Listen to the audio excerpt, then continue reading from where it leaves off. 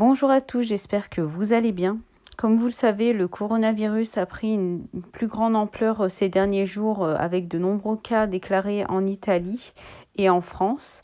Jazz, très inquiète pour sa famille, vient de prendre la parole sur les réseaux sociaux car ils étaient en vacances en Italie et dans le sud de la France, à Nice. Je vous laisse l'écouter. Dites-moi en commentaire si vous également vous craignez une plus grande épidémie du coronavirus. Si vous aimez cette vidéo, pensez à liker et à vous abonner. Aujourd'hui, je voulais parler vite fait d'un truc avec vous.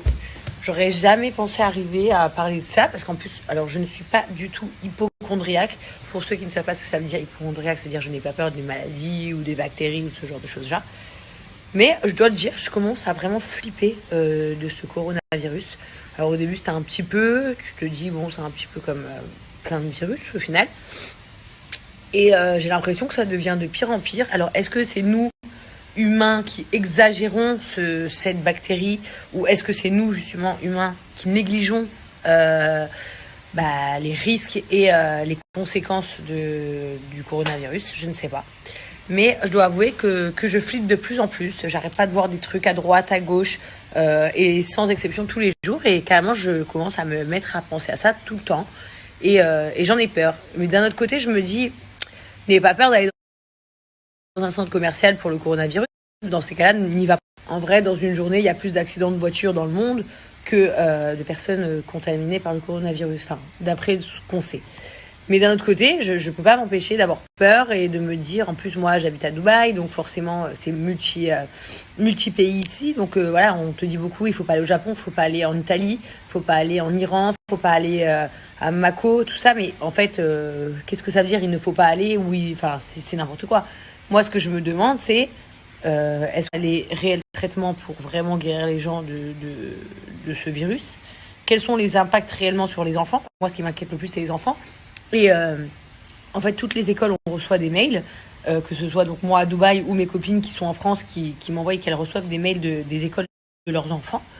Donc ça devient hyper flippant en fait. Après, je vais vous dire, je suis allée loin, je me suis même renseignée sur un traitement pour le coronavirus. Si on est contaminé, c'est un molécule dans un médicament qui est super rare. Bref, dans mes rêves les plus fous, j'ai envoyé Justine qui est en France faire 5 pharmacies en espérant trouver ce médicament, mais qui apparemment est en rupture partout, même les laboratoires, enfin bref. Donc je me dis, mais comment c'est possible? Pourquoi ce médicament est en rupture aussi? Enfin bref, il y a plein de trucs qui me font stresser. Et voilà, et j'avais vraiment envie de le partager avec vous parce que je rends folle tout le monde chez moi. Donc ça fait une semaine que mon mari n'écoute pas ce que je dis. Et puis aujourd'hui, il s'est réveillé en se disant, j'ai un petit peu peur.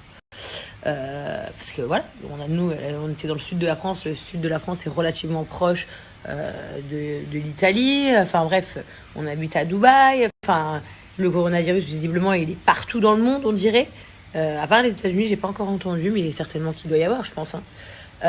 Bref, voilà, donc je vais vraiment partager avec ça avec vous parce que je pense que faut vraiment qu'on fasse tous gaffe et que on se renseigne quand même bien sur le sujet parce que entre nous, on s'affole, forcément entre amis, famille.